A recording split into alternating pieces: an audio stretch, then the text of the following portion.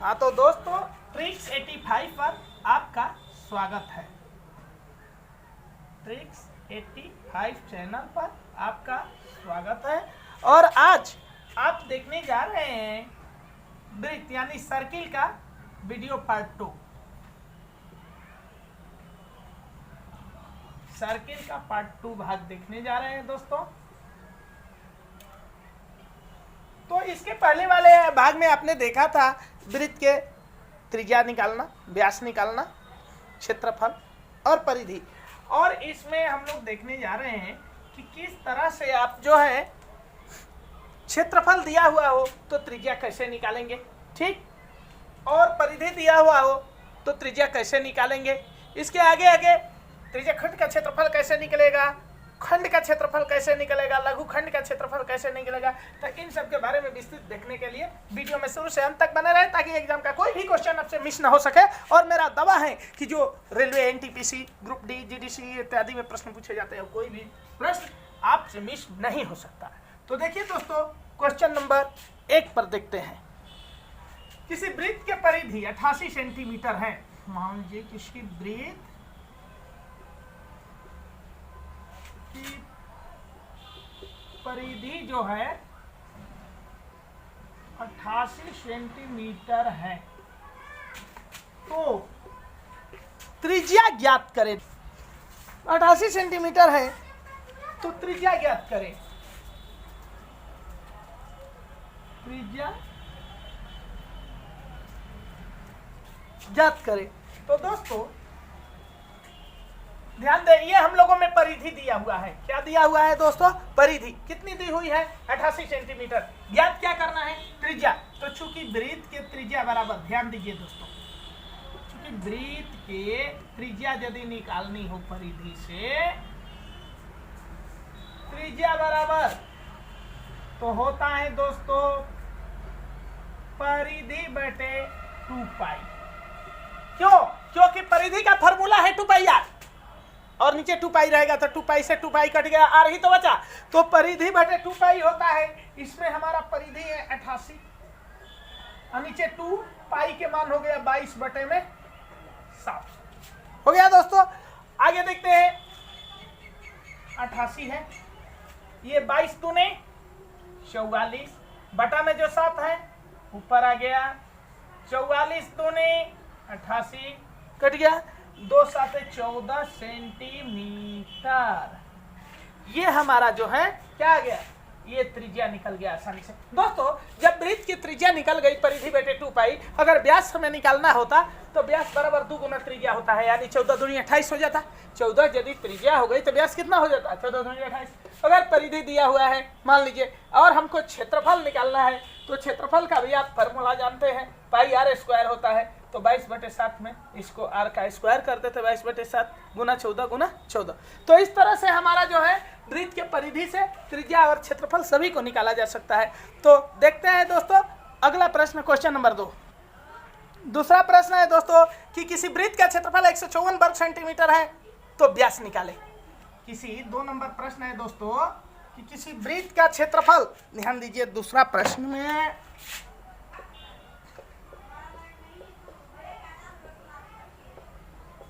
किसी वृत्त का क्षेत्रफल जो है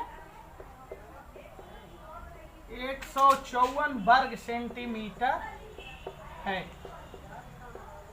तो व्यास निकालें।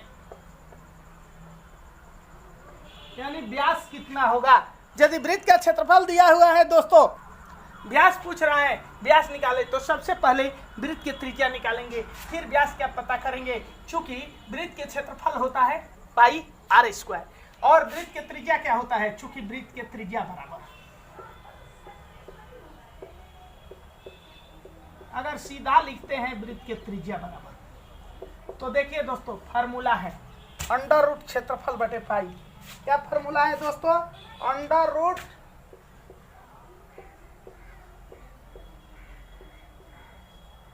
क्षेत्रफल बटे पाई। सीधा ट्रिक्स है त्रिज्या निकालने का। और जब हमारा त्रिज्या निकल जाएगा तो व्यास तो त्रिज्या के दुगना हो ही जाता है। या सीधा व्यास निकालना है तो 2 इंटू अंडर रूट क्षेत्रफल बटे पाई, ऐसे भी रख देंगे। तो देखिए दोस्तों, सबसे पहले हम त्रिज्या निकालते हैं, सीधी सी बात है। क्षेत्रफल हो गया 154 बटे में पाई का मान है 22/7। यहाँ जो 7 लिखेंगे यहाँ आ गया 22/54 से 7 बार में कट गया दोस्तों। अब डबल 7 है ना, 2 7 का 7 7 49 का वर्गमूल 7 यानी 1 7 निकल गया 7 सेंटीमीटर। ये हमारा आंसर हो गया। इस तरह से हम वृत्त के दिया हुआ क्षेत्रफल से व्यास आसानी से निकाल सकते हैं। कैसे? ये हमारा त्रिज्या निकल गया, तो चूंकि d बराबर होता है 2r यानी व्यास बराबर 2 गुना त्रिज्या, 2 गुणे त्रिज्या, r का मान कितना है 7 है ना, तो 2 गुना त्रिज्या 7 दूनी 14 सेंटीमीटर। ये हमारा व्यास आ गया दोस्तों। ठीक, और सीधी सी बात है कि व्यास यदि आप डायरेक्ट निकालना चाहते हैं व्यास, तो उसके लिए देखिए, उसके लिए आप क्या करेंगे, सीधे अगर व्यास ही चाहते हैं तो अच्छी बात है, कोई बात नहीं। देखिए सीधा सा यदि व्यास हमें ज्ञात करना है वृत्त के व्यास, तो व्यास बराबर हो गया दोस्तों, देखिए व्यास बराबर सीधी सी यदि लिखते हैं तो हो गया 2 इंटू अंडर रूट क्षेत्रफल बटे पाई। तो डायरेक्ट निकल जाएगा दोस्तों, क्योंकि त्रिज्या के 2 गुना होता है व्यास। क्षेत्रफल हो गया 154 और पाई का मान है 22/7, बटा में 7 है जो ऊपर चला गया, 22 7 54 से 7 बार में कट गया। अब डबल 7 के 1 7 बाहर निकल जाएगा, ये 2 है और रूट में 2 7 है, 7 गुना 7 यानी 49 के वर्गमूल 7 निकल गया, 7 दूनी 14 सेंटीमीटर। आसानी से आप समझ गए होंगे दोस्तों। ठीक, या आसानी से आप ऐसे निकाल सकते हैं दोस्तों, सीधी सी बात कि हमारा वृत्त के क्षेत्रफल दिया हुआ है तो आप भी लिखेंगे, चूंकि वृत्त के क्षेत्रफल दिया हुआ है तो वृत्त के क्षेत्रफल जो होगा, वृत्त का क्षेत्रफल जो हो गया दोस्तों होता है पाई r स्क्वायर, और ये क्षेत्रफल दिया है 154 बराबर पाई r स्क्वायर। तो 154 बराबर पाई का मान कितना है 22/7 गुणे r स्क्वायर है। ठीक, अब r स्क्वायर बराबर यदि लिखेंगे तो 154, ये गुणा में इधर है तो इधर उलट के आएगा गुणा में, यानी भाग में हो जाएगा, तो 22/7 है 7/22 बन जाएगा, नीचे वाला ऊपर, ऊपर वाला नीचे, क्योंकि ये बराबर से इस साइड में आ गया है, यानी राइट हैंड साइड से लेफ्ट हैंड साइड में। 22 7 54 से 7 से 7 कट गया। अब दोस्तों हुआ क्या, यहाँ 7 का स्क्वायर हो गया, ये 7 गुना 7, 7 के स्क्वायर बराबर r के स्क्वायर, स्क्वायर हम खत्म कर दिए। r बराबर कितना आ गया दोस्तों 7। जब r का मान 7 आ गया तो d का कितना आएगा, r के दुगना होता है ना, 2r 2 7 14 सेंटीमीटर। आंसर हो गया दोस्तों। जब r का मान हमारा आ गया 7, इसलिए d बराबर उस r का दुगना 7 दूनी 14 सेंटीमीटर आंसर। ठीक, तो ऐसे देखते हैं दोस्तों क्वेश्चन नंबर 3। तो 3 नंबर प्रश्न है, किसी वृत्त के त्रिज्या 7 सेंटीमीटर है और वृत्त के केंद्र पर, देखिए जैसे तीसरा प्रश्न, किसी वृत्त के त्रिज्या मान लिए 7 सेंटीमीटर, किसी वृत्त के जो त्रिज्या है 7 सेंटीमीटर है, हमने मान लिया। ठीक, और वृत्त के केंद्र पे मान लिया कि त्रिज्या खंड द्वारा कोई कोण बना है 90 डिग्री 60 डिग्री 75 डिग्री कुछ भी, तो मान लिया कि 60 डिग्री का कोण बना है, और वृत्त के केंद्र पर, और वृत्त के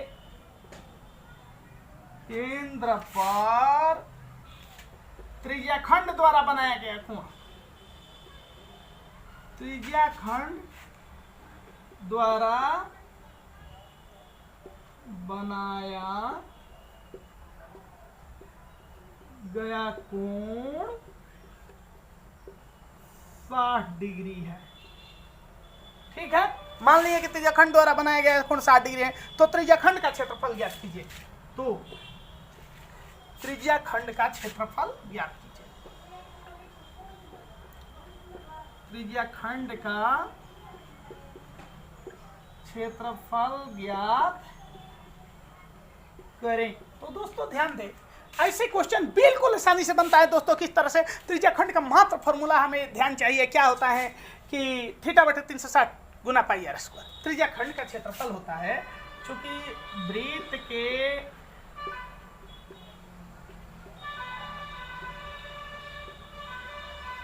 त्रिज्या खंड का क्षेत्रफल क्या होता है दोस्तों? थीटा बटे 360 गुणे पाई आर स्क्वायर। अगर क्षेत्रफल भी दिया है और त्रिज्या खंड का क्षेत्रफल ज्ञात करना है तो सीधी सी थीटा बटे 360 गुने पूरे क्षेत्रफल लिख देंगे। लेकिन यहाँ तो आसानी से आपको थीटा कितना हो गया, 60 डिग्री का जो है वो थीटा हो गया। जो ये त्रिज्या खंड का कोण जो कह रहा है 60 डिग्री, वही थीटा हुआ है। ठीक, तो थीटा हमारा हो गया, अब बटे में 360 है और गुणे पाई आर स्क्वायर है। पाई के मान हो गया 22 बटे 7 आर स्क्वायर।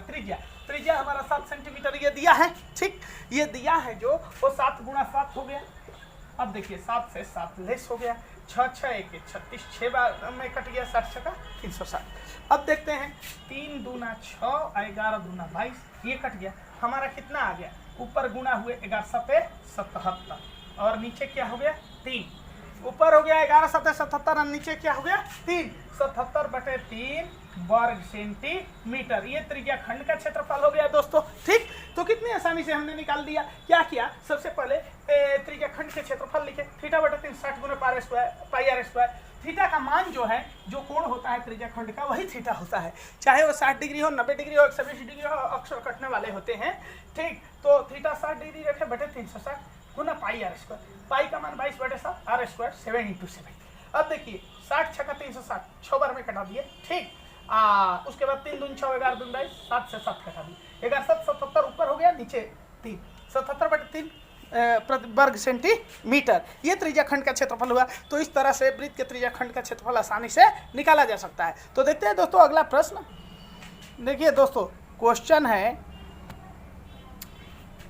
कि किसी वृत्त के केंद्र पर त्रिज्या खंड द्वारा 90 डिग्री का कोण बनाया जाता है तथा आगे देखिए दोस्तों, तो प्रश्न है 4 नंबर की किसी वृत्त के केंद्र पर त्रिज्या खंड द्वारा 90 डिग्री का कोण बनाया जाता है। कितने डिग्री का दोस्तों? 90 डिग्री का। 90 डिग्री का कोण बनाया जाता है तथा इन त्रिज्याओं में प्रत्येक 7 सेंटीमीटर के, कितने सेंटीमीटर के हैं? तो त्रिज्या खंड की चाप की लंबाई ज्ञात करना है। क्या ज्ञात करना है दोस्तों? चाप की लंबाई। तो देखिए चाप की लंबाई ज्ञात करने के लिए सबसे पहले चाप की लंबाई का फॉर्मूला लिखेंगे और वो क्या है? थीटा बटे 360 गुना 2 पाई आर। चूंकि वृत्त के चाप के लंबाई बराबर,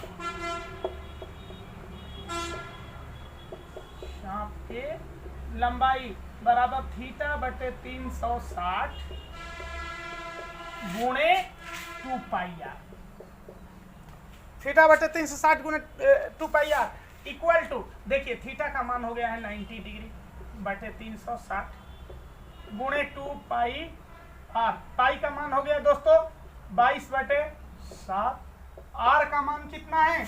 यहाँ देखते हैं 7 सेंटीमीटर त्रिज्या है, तो ये हमने लिख लिया 7। 7 से 7 कट गया दोस्तों। अब देखिए 90 चौके 9 चौके 36, 90 चौके 360 हो गया दोस्तों। इससे 2 से 2 दूनी 4 और 2 से 11 दूनी 22, कुल मिला के हमारा कितना बचा है? 11। तो 11 सेंटीमीटर जो हो गया चाप के लंबाई हुआ। बिल्कुल आसानी से दोस्तों। तो इसी प्रकार से अगला प्रश्न देखते हैं दोस्तों। बिल्कुल वीडियो में बने रहिए, हार्ड से हार्ड क्वेश्चन जो आपके विकल्प देखते हैं ये हल हो जाएगा। ठीक, तो देखते हैं क्वेश्चन नंबर 5 को, जो कि सर्किल से आए हुए सभी तरह के प्रश्न को आप आसानी से हल कर सके।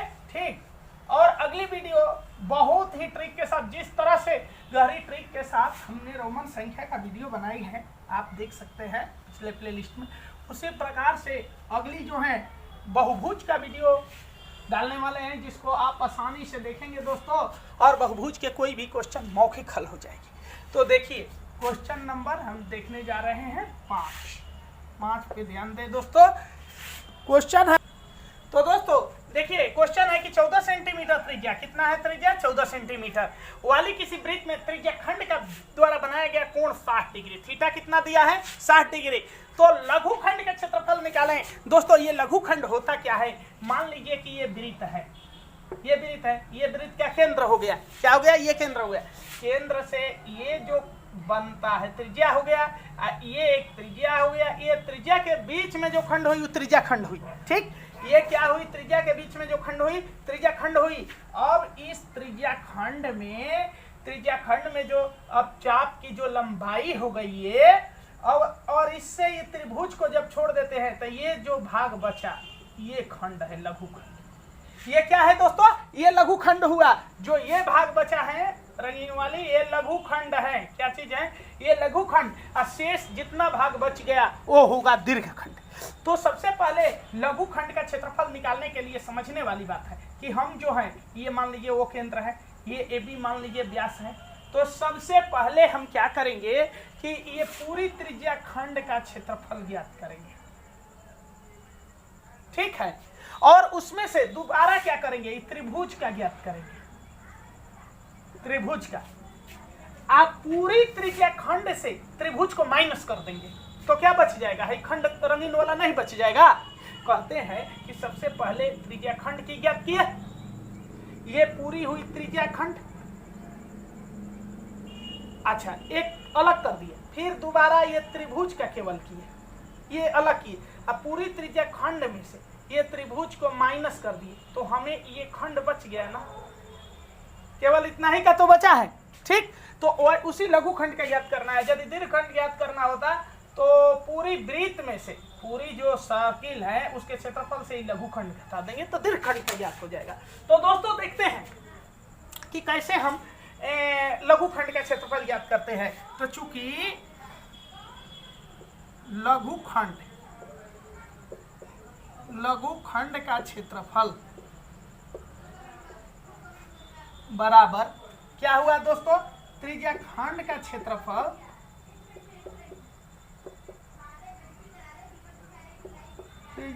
का क्षेत्रफल माइनस त्रिभुज AOB